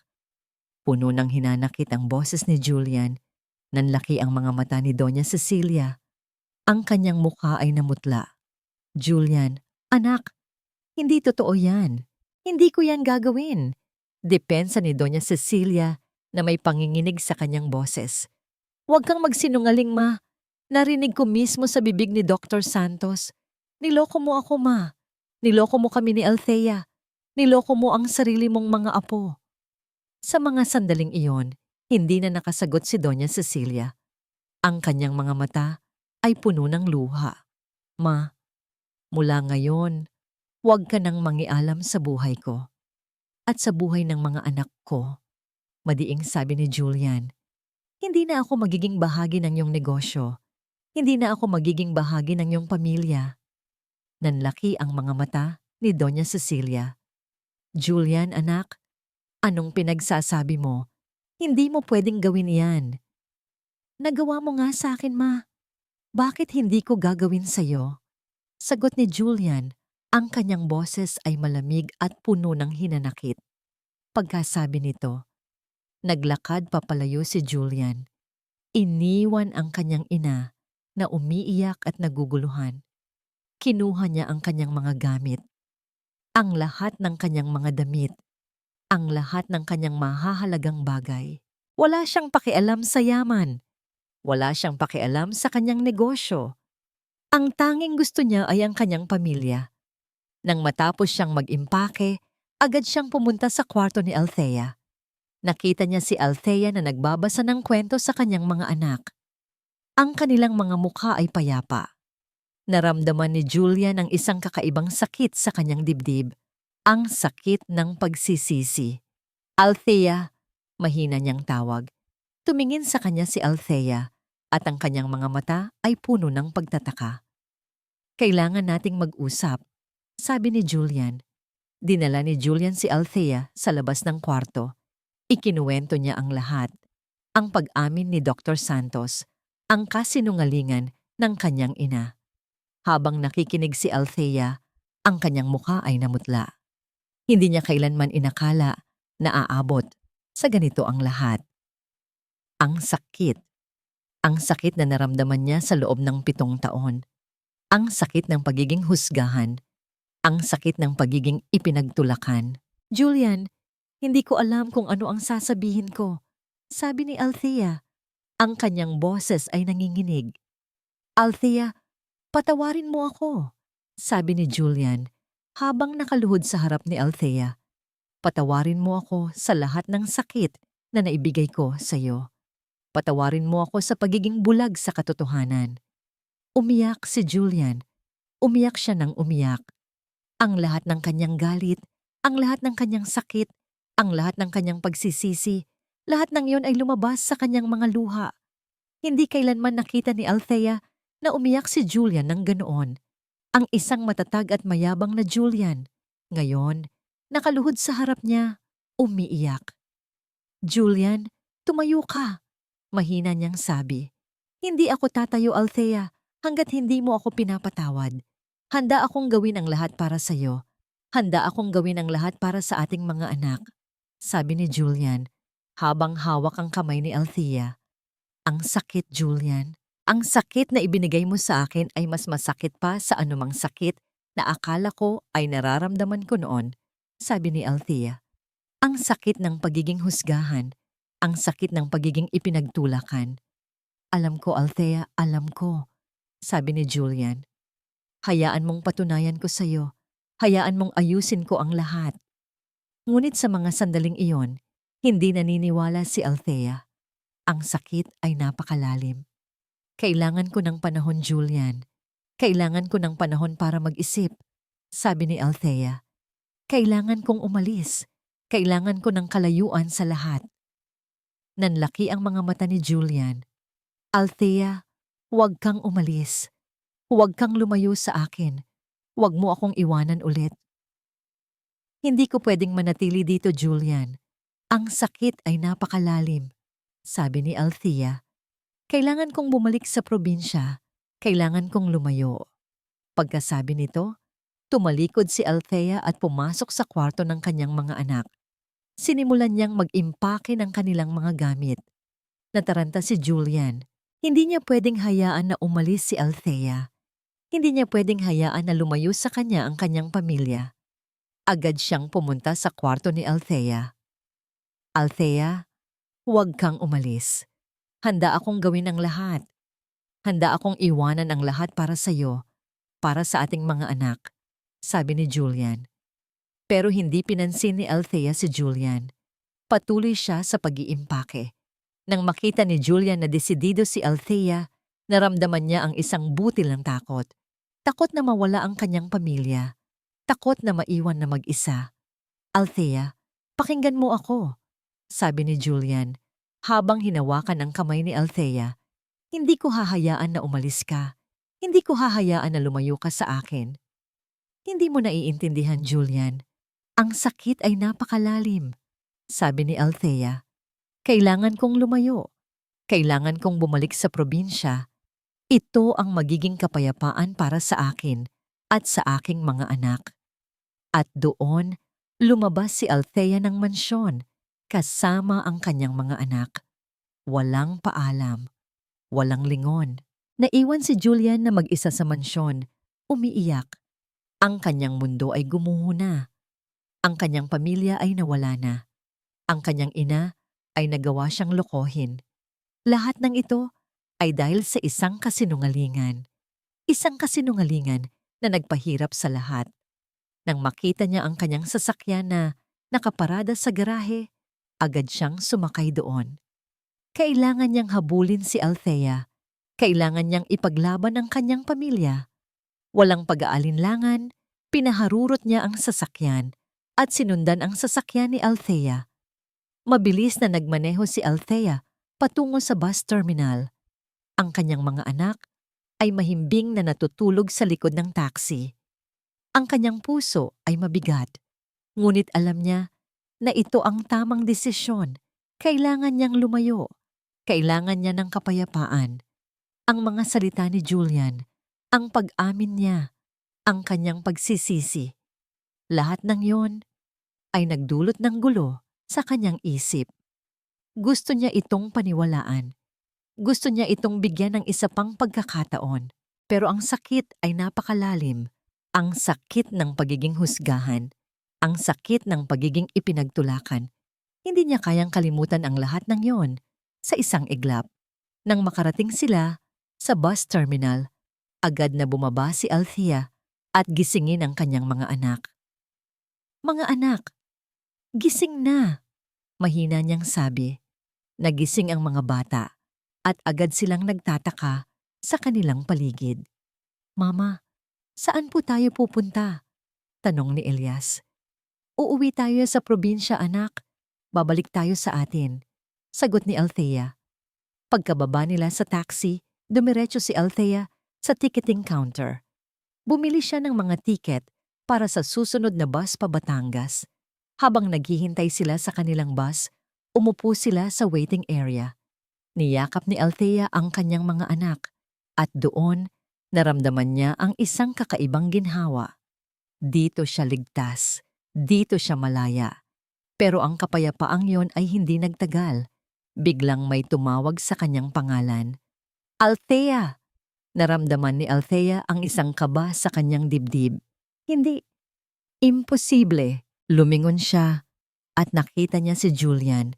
Nakatayo ito sa gitna ng terminal, hiningal, at ang kanyang mga damit ay gusot. Nagtataka ang mga tao sa paligid. Julian, anong ginagawa mo rito? Tanong ni Althea, ang kanyang boses ay nanginginig. Huwag kang umalis, Althea. Huwag kang lumayo sa akin, sabi ni Julian habang lumalapit sa kanya. Ang kanyang mga mata ay puno ng pagmamakaawa. Julian, kailangan kong lumayo, sabi ni Althea. Kailangan ko ng panahon. Hindi, Althea. Hindi mo kailangan ng panahon. Kailangan mo ako. Kailangan ka namin ng mga anak mo, sabi ni Julian. Niyakap ni Julian si Althea ng mahigpit. Patawarin mo ako, Althea.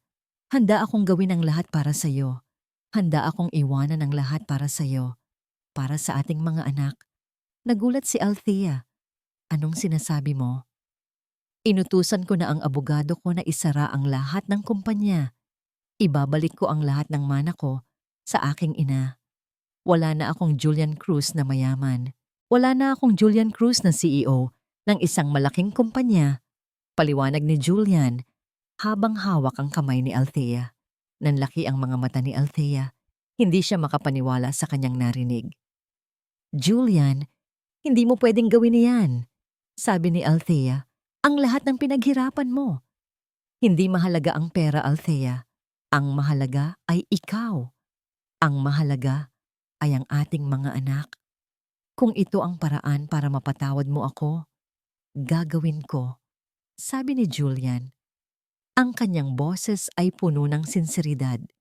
Nagsimulang tumulo ang luha sa mga mata ni Althea. Ang kanyang puso ay parang dinudurog. Nakita niya ang sinseridad sa mga mata ni Julian.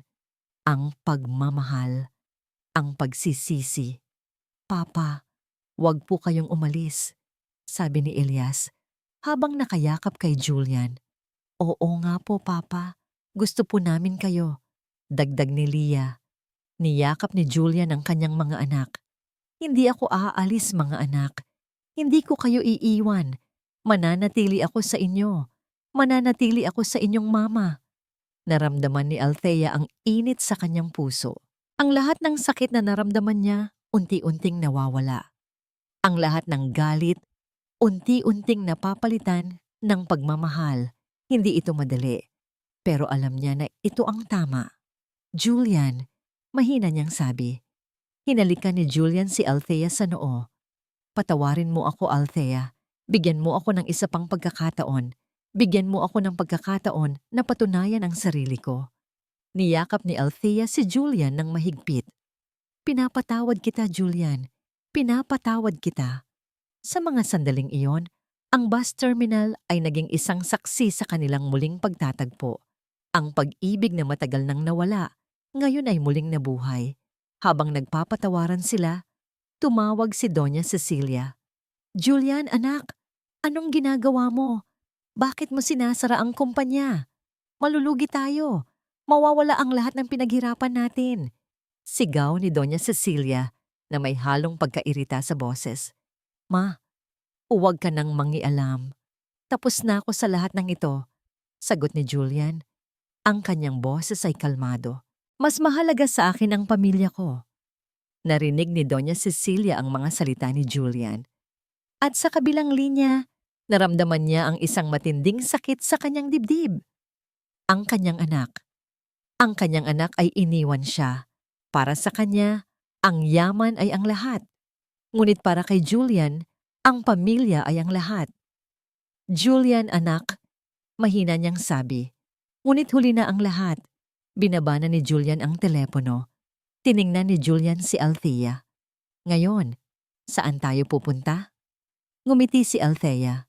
Babalik tayo sa Batangas. Hindi ito ang tamang lugar para sa ating mga anak. Umiling si Julian. Hindi, Althea. Hindi tayo babalik sa Batangas. Alam kong mahihirapan tayo doon. Gusto kong bigyan ng bagong buhay ang ating mga anak. Anong ibig mong sabihin? Tanong ni Althea. Magpakasal tayo, Althea, sabi ni Julian habang nakaluhod sa harap ni Althea. At pagkatapos, simulan natin ang bagong buhay sa ibang bansa, sa Singapore. Nanlaki ang mga mata ni Althea. Singapore? Bakit sa Singapore? Tanong ni Althea. Doon, walang makakakilala sa atin. Doon, makakapagsimula tayo ng bagong buhay. Isang buhay na malayo sa lahat ng gulo. Isang buhay na puno ng kapayapaan. Paliwanag ni Julian. Tiningnan ni Althea ang kanyang mga anak. Ang kanilang mga mukha ay puno ng pag-asa. Julian, kaya mo bang iwanan ng lahat? Tanong ni Althea. Para sa'yo, para sa ating mga anak, handa akong iwanan ng lahat. Sagot ni Julian. Niyakap ni Althea si Julian ng mahigpit. Oo, Julian, magpakasal tayo at simulan natin ang bagong buhay sa Singapore. Sa mga sandaling iyon, hindi na mahalaga ang nakaraan. Ang mahalaga ay ang kasalukuyan at ang kinabukasan. Ang kanilang pag-ibig ay muling nabuhay, mas malakas, mas matatag, at mas puno ng pag-asa. Isang taon ang lumipas. Sa isang maliit ngunit maginhawang apartment sa Singapore, nakaupo si Julian sa balcony, nakatanaw sa Marina Bay Sands. Ang dating Julian Cruz na isang milyonaryo at CEO ay nawala na. Ngayon, siya ay isang simpleng ama at asawa na nagsisimula muli mula sa wala. Ngunit hindi siya nagrereklamo. Sa katunayan, pakiramdam niya ay mas masaya siya ngayon kaysa sa dati. Naramdaman niya ang isang yakap mula sa likod. Si Althea. Malalim ang iniisip mo, Julian. Bulong ni Althea. Ngumiti si Julian. Iniisip ko lang kung gaano kabilis nagbago ang buhay natin. Pero masaya ka naman, hindi ba? Tanong ni Althea habang hinahaplos ang kanyang buhok. Masayang masaya, Althea. Hindi ko kailanman inakala na ang kapayapaan ay hindi nabibili ng pera. Sagot ni Julian. Sa Singapore, nagsimula sila ng bagong buhay. Nagtrabaho si Julian sa isang maliit na kumpanya bilang isang consultant. Si Althea naman ay nagtrabaho sa isang coffee shop, ang pangarap niyang trabaho noon. Hindi sila mayaman tulad ng dati, ngunit ang kanilang bahay ay puno ng pagmamahalan. Puno ng tawanan ng kanilang mga anak. Mama, Papa, laro po tayo. Sigaw ni Elias habang tumatakbo papalapit sa kanila, kasama sina Leah at Noah. Niyakap ni Julian ang kanyang mga anak. Ang bawat yakap, ang bawat halik ay puno ng pagmamahal. Dahil sa kanilang sitwasyon, natuto ang mga bata na pahalagahan ang bawat maliit na bagay, ang bawat pagkain, ang bawat laruan. Isang araw, tumawag si Doña Cecilia. Julian, anak, kumusta na kayo? Tanong din niya. Ang kanyang boses ay mas malambot na ngayon. Ayos lang po kami, Ma. Sagot ni Julian. Kumusta ang mga bata? Gusto ko silang makausap. Sabi ni Doña Cecilia. Pinagbigyan ni Julian ang kanyang ina. Ibinigay niya ang telepono kay Elias. Lola, sigaw ni Elias. Nang marinig ni Doña Cecilia ang boses ng kanyang apo, naramdaman niya ang isang kakaibang ginhawa. Ang kanyang pagkamuhi kay Althea ay unti-unting nawawala. Napagtanto niya na ang pinakamahalaga ay ang kaligayahan ng kanyang anak at ang kaligayahan ng kanyang mga apo. Patawarin mo ako, Julian. Patawarin mo ako sa lahat ng aking kasalanan, bulong ni Doña Cecilia. Hindi sumagot si Julian. Alam niyang kailangan pa ng panahon, ngunit ang tawag na yon ay isang simula. Isang simula ng pagpapatawad. Isang simula ng pagpapagaling. Nang gabing iyon, habang mahimbing na natutulog ang kanyang mga anak, niyakap ni Julian si Althea. Salamat, Althea. Salamat sa pagiging matatag. Salamat sa hindi mo pagbibigay daan sa galit. Salamat sa pagiging ilaw sa dilim. Bulong ni Julian. Salamat din, Julian. Salamat sa hindi mo pagsuko. Salamat sa pagiging ama ng ating mga anak. At salamat sa pagmamahal, sagot ni Althea. Pinikit ni Julian ang kanyang mga mata. Sa loob ng 7 taon, nabuhay siya sa pagdududa, sa galit, sa sakit. Ngayon, ang lahat ng iyon ay nawala na. Pinalitan ng kapayapaan, ng pagmamahal. Ang kanilang kwento ay hindi nagsimula sa isang fairy tale. Nagsimula ito sa isang kasinungalingan, sa isang pagkakamali. Ngunit ang kanilang pag-ibig ay naging mas matatag dahil sa lahat ng pagsubok na kanilang pinagdaanan. Natuto sila na ang tunay na pag-ibig ay hindi tungkol sa yaman o kapangyarihan. Ito ay tungkol sa tiwala, sa pagpapatawad, at sa pagiging handa na ipaglaban ang lahat para sa pamilya. Isang umaga, habang naglalakad sila sa parke, kasama ang kanilang mga anak, hinawakan ni Julian ang kamay ni Althea. Althea, tawag niya. Bakit baliw, Julian? Mahal kita, sabi ni Julian. Ngumiti si Althea at lumabas ang mga luha sa kanyang mga mata. Mahal din kita, Julian. Sa isang maliit na apartment na nakatanaw sa dagat, pinili nilang magkasama. Hindi dahil sa nakaraan, hindi dahil sa pera, kundi dahil sama-sama silang nalampasan ang pinakamalaking takot sa buhay. Ang kanilang kwento ay nagtatapos sa isang mensahe ng pagpapagaling. Minsan, sinusubok tayo ng tadhana sa pamamagitan ng masakit na pagkakaintindihan, ngunit ang tunay na pag-ibig at responsibilidad ay hahanap ng paraan para makabalik, nagdadala ng pag-asa para sa isang kumpletong pamilya. Sa bawat paglubog ng araw sa Singapore, binibigyan sila nito ng bagong pag-asa, isang bagong simula, isang bagong pamilya. At dito nagtatapos ang makabagbag damdaming kwento ni na Althea at Julian. Isang mainit na pagbati at taos-pusong pasasalamat sa inyong lahat. Aming minamahal na mga tagapakinig, sa muli ninyong pagsama sa amin sa isang paglalakbay ng pag-ibig, pagsubok at pagpapatawad. Ang bawat sandali ng inyong pakikinig ay gintong alaala sa aming puso. Ang paglikha ng kwento ni na Althea at Julian ay hindi lamang isang simpleng pagsusulat. Ito ay isang emosyonal na paglalakbay. May mga pagkakataong sila'y kinasusuklaman namin. May mga pagkakataong sila'y kinaiinisan. Ngunit sa huli, nangingibabaw ang pagmamahal at pag-unawa. Ibinuhos namin ang aming puso at kaluluwa upang bigyang buhay ang kanilang mga karakter, ang kanilang mga damdamin, at ang bawat hamon na kanilang pinagdaanan. Ito ay patunay na kahit gaano kahirap ang sitwasyon, basta't merong pagmamahal, pagpapatawad at pag-asa, makakahanap tayo ng paraan upang magsimulang muli. Naway ang kanilang kwento ay magsilbing paalala sa atin na ang pag-ibig ay hindi lamang tungkol sa saya at romansa, kundi pati na rin sa pagtanggap sa mga pagkakamali, pagbibigay ng pangalawang pagkakataon, at ang lakas ng isang pamilyang handang lumaban para sa isa't isa. Sana ay naantig nito ang inyong mga puso at nagbigay ng inspirasyon na harapin ang bawat pagsubok sa buhay ng may tapang at pananampalataya. Sa muli, maraming salamat sa inyong pagmamahal at suporta. Kami ay umaasa na inyong ibabahagi ang inyong mga saloobin at damdamin tungkol sa kwentong ito. Hanggang sa muli nating pagkikita sa panibagong paglalakbay ng pag-ibig at buhay.